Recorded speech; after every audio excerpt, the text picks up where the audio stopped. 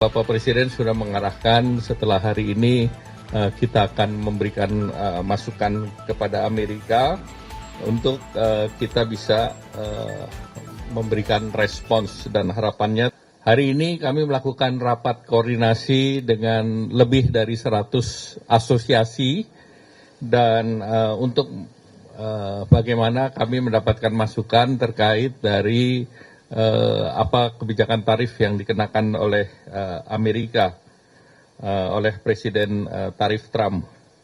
Oleh karena itu, kebijakan yang dituangkan dalam International Emergency Economic Power Act dan juga National Emergency Act ini mulai kemarin tanggal 5 April Amerika menerapkan 10%, dan mulai tanggal 9 mendatang yang hanya 3 hari dari sekarang ada tambahan resiprokal di mana Indonesia dikenakan 32%. Nah, sebetulnya pengenaan terhadap negara-negara ASEAN juga relatif lebih tinggi dari kita, apakah itu Vietnam, Kamboja, kemudian juga Thailand. Yang lebih rendah dari kita adalah Malaysia, kemudian Filipina dan Singapura.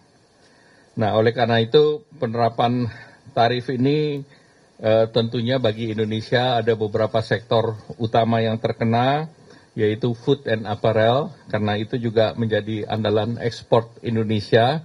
Tadi suara dari Apindo maupun Persepatuan juga kami dengar. Dan namun kompetitor kita di sektor ini, apakah itu China, Bangladesh, Vietnam, Kamboja, itu biaya masuknya di atas kita.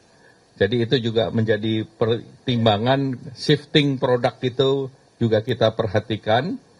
Kemudian juga bagi Indonesia itu another kesempatan juga, karena marketnya itu besar di Amerika. Kemudian kedutaan besar di Indonesia juga sudah melakukan komunikasi dengan USTR, dan tentunya dalam waktu dekat USTR menunggu proposal konkret dari Indonesia.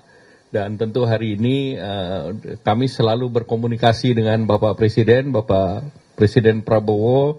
Sudah minggu lalu saat diumumkan dengan Donald Trump, kemudian sehari sebelum saya bertemu dengan Perdana Menteri Anwar Ibrahim sudah berkomunikasi, dan kemarin Bapak Presiden juga bertemu, dan hari ini juga laporannya ditunggu, laporan dari hasil koordinasi hari ini. Nah, tentunya Bapak Presiden sudah mengarahkan setelah hari ini kita akan memberikan masukan kepada Amerika untuk kita bisa memberikan respons, dan harapannya tentu Amerika sendiri kan ini dikenakan kepada seluruh negara. Maka pada waktu yang sama seluruh negara ingin bertemu dengan Amerika.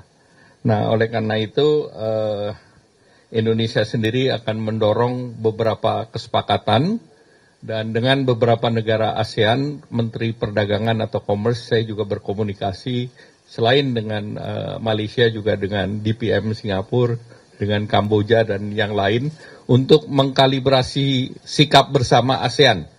Pemimpin atau Menteri Perdagangan akan bertemu tanggal 10, Pak Mendak mungkin akan hadir di sana, di mana ASEAN akan mengutamakan negosiasi.